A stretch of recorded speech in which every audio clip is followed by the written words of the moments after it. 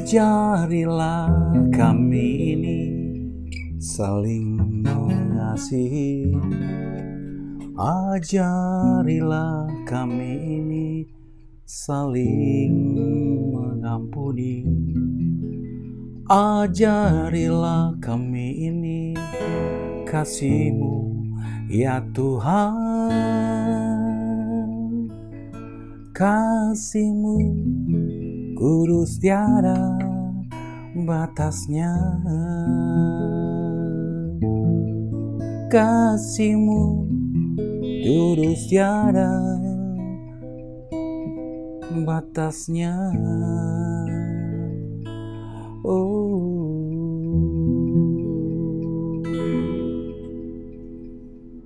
Selamat pagi Bapak Ibu yang terkasih di dalam nama Tuhan Yesus Kristus. Kita bertemu kembali pada hari ini di dalam renungan harian pada tanggal 18 April 2023. Kita bersyukur karena ada Allah yang selalu setia menjaga dan memelihara kita. Baiklah Bapak Ibu, tema renungan kita pada hari ini diambil dari Roma 12 ayat 9 sampai dengan 21 yang berbicara tentang nasihat untuk hidup dalam kasih. Sesuai dengan lagu pujian yang tadi kita dengar, kita memohon kepada Tuhan untuk bisa dikuatkan, bisa mengasihi dengan sesama kita. Pertanyaan buat kita, Bapak Ibu, apa sikap kita bila yang kita pikirkan, yang kita harapkan tidak sesuai dengan kenyataan? Sering sekali kita diperhadapkan pada situasi seperti ini dan tidak jarang kita merasakan sesuatu yang tidak sesuai. Dan kita sering menimbulkan berbagai macam reaksi di dalam diri kita pada saat apa yang kita pikirkan tidak sesuai dengan kenyataan. Baik kita yang bisa memberikan respon positif maupun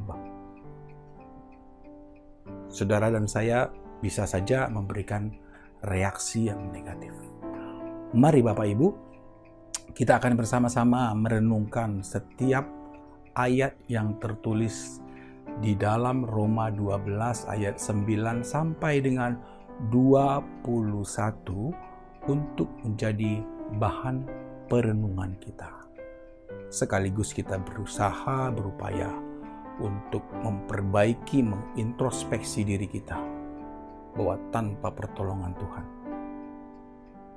kita tidak akan bisa mampu menjalankan semua. Tapi kita percaya Tuhan akan menolong. Mari Bapak Ibu, kita akan baca ayat per ayat. Saya baca dimulai dengan ayat yang ke-9 mengatakan, hendaklah kasih itu jangan pura-pura, jauhilah yang jahat dan lakukanlah yang baik. Wah, kalau kasih itu berpura-pura, bagaimana kita bisa menjauhkan sesuatu yang jahat dan kita mampu untuk melakukan kebaikan? Rasanya adalah sesuatu yang mustahil antara perkataan dan perbuatan kita. Kita tidak sejalan. Allah meminta kita untuk tidak berpura-pura di dalam memberikan kasih dan menjauhi apa yang jahat. Bapak Ibu, Tuhan meminta kita untuk mampu melakukan apa yang tertulis di dalam ayat yang ke-9. Yang berikutnya kita baca di dalam ayat yang ke-10 mengatakan demikian. Hendaklah kamu saling mengasihi sebagai saudara dan saling mendahului dalam memberikan hormat. Menjadi pertanyaan buat kita semua Bapak Ibu, apakah kita dengan saudara sekandung kita masih ada perselisihan yang belum terselesaikan? Mari kita sama-sama koreksi, berintrospeksi diri kita, bertanya. Atau bahkan Bapak Ibu, kita mempunyai atau memiliki perselisihan dengan rekan sepelayanan. Terkadang kita harus akui, ada gesekan yang menimbulkan sakit hati, tetapi Bapak Ibu melalui firman Tuhan pada hari ini kita diminta untuk mampu melakukan itu semua. Kita lanjut dengan ayat yang ke-11. Berbunyi demikian, janganlah hendaknya kerajinanmu kendor. Biarlah rohmu menyala-nyala dan layanilah Tuhan. Bapak Ibu, bila sudah ada perselisihan baik di internal keluarga kita sendiri maupun dalam pelayanan, terkadang ingin sekali rasanya kita marah.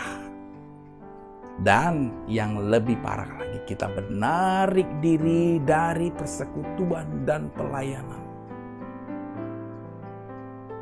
Namanya pelayanan. Tetapi kenapa kok masih saja banyak terjadi perselisihan, bahkan sakit hati, dendam, yang kadang kita sulit sekali untuk memaafkan. Tetapi pada hari ini Tuhan meminta kita untuk mampu melakukannya. Mari kita lanjut Bapak Ibu ke ayat yang 12. Ke ayat yang ke-12 mengatakan, bersukacitalah dalam pengharapan, sabarlah dalam kesesakan, dan bertekunlah di dalam doa. Diakhiri dengan tanda seru di ayat 12. Bersukacitalah di dalam pengharapan, sabarlah dalam kesesakan, dan bertekunlah dalam doa. Berat. Toh yang ada juga kita akan menjadi gelisah dalam pengharapan, marah-marah dalam kesesakan yang tidak sesuai dengan apa yang kita pikirkan pada saat kita menghadapi masalah, Bapak Ibu. Kita meminta, Tuhan tolong agar Tuhan segera menjawab doa saya. Saya sudah melakukan, saya aktif di dalam pelayanan, saya melakukan segala sesuatu yang sesuai dengan perintah Tuhan, tetapi Tuhan belum menjawab doa saya. Bapak Ibu, bertahanlah dalam kondisi yang tidak menyenangkan itu. Karena Tuhan meminta kita untuk mampu melakukannya. Mari kita lanjut ke ayat yang ke-13, Bapak Ibu. Berbunyi, ayat firman Tuhan berbunyi demikian, ayat 13, Bantulah dalam kekurangan orang-orang kudus, dan usahakanlah dirimu untuk selalu memberi tumpangan. Dan ini juga tanda seru. Diakhiri dengan tanda seru. Membantu orang lain dalam situasi kita berkecukupan atau bahkan berlebih adalah pekerjaan dan tindakan yang relatif mudah dilakukan. Ya, kita punya. Tetapi Bapak Ibu, bila kita diminta untuk membantu orang lain dalam kondisi kita sendiri pun berkekurangan dan perlu untuk dibantu, Apakah kita mau dan mampu melakukan? Mari kita ingat sejenak cerita Alkitab tentang seorang janda yang tetap memberikan persembahan dari kekurangan yang dia miliki. Bahkan janda tersebut memberikan apa yang ada padanya. Kita belajar hari ini dari ayat 13. Sesuatu yang sangat luar biasa. Roma 12 ayat 13 ini mengajarkan kita untuk kita mampu melakukannya. Ayat yang ke-14 berkata demikian, Bapak Ibu, saudara-saudara sekalian. Berkatilah siapa yang menganiaya kamu, berkatilah dan jangan mengutuk. Sama. Diakhiri dengan tanda seru yang berarti ini adalah perintah yang harus kita lakukan. Jangankan kita memberkati orang yang menganiaya kita, yang membuat kita merasa tersinggung saja, kita bisa berkata, sampai kapanpun aku tidak akan memaafkan dia. Dan tidak hanya kita puas dengan menyimpan amarah dan dendam, kita juga berani mengumpat atau bahkan meminta Tuhan untuk membuat orang yang telah menyakiti kita mendapatkan ganjarannya. Kita tidak sadar bahwa kita telah mencelakakan dia yang notabene memang benar melakukan kesalahan kepada kita. Pertanyaan buat kita semua, bukankah pembalasan itu adalah mutlak hak Tuhan? Saudara-saudara sekalian, Bapak Ibu, ayat ini sangat tidak mudah untuk dilakukan, tetapi Tuhan jelas dan tegas meminta kita untuk mampu melakukannya. Kita minta pertolongan Tuhan, Bapak Ibu. Lanjut kita ke ayat 15. Bersukacitalah dengan orang yang bersukacita dan menangislah dengan orang yang menangis. Ayat ini juga mengajarkan kita agar kita tetap mampu untuk selalu menempatkan diri kita dalam situasi yang tepat. Sulit untuk dibayangkan pada saat kita ada di tengah-tengah orang yang sedang berduka, kita bergembira, tertawa, terbahak-bahak, atau bahkan ada orang yang bersuka cita, kita menangis sejadi-jadinya. Orang lain akan pasti menganggap kita adalah orang yang aneh.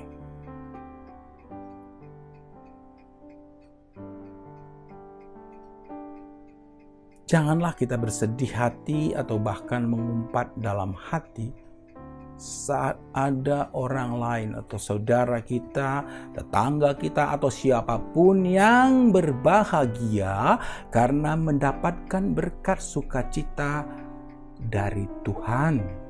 Dan kita merasa iri hati melihat orang tersebut berhasil dan sukses dan bertanya kepada Tuhan, mengapa Tuhan saya tidak Engkau berkati seperti dia? Padahal dengan kita bersukacita, terkadang kita tidak sadar, Bapak Ibu, bahwa Tuhan sudah memberikan berkat-Nya. Atau bahkan di lain pihak kita merasa senang sekali, kita bereporia melihat orang lain atau bahkan orang yang sudah menyakiti kita itu mendapatkan kesusahan, puas. Tetapi pada hari ini Tuhan meminta kita untuk mampu melakukannya di dalam Roma 12 ayat 15 ini.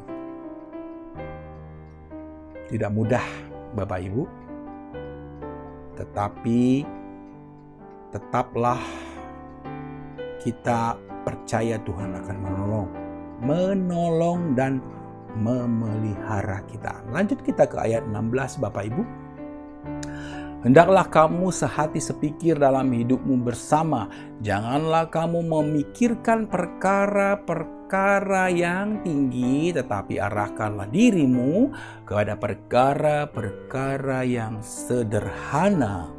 Janganlah menganggap dirimu pandai kalau bukan karena aku, pelayanan ini, kepanitiaan ini tidak akan berhasil karena aku adalah orang yang hebat, aku adalah orang yang profesional.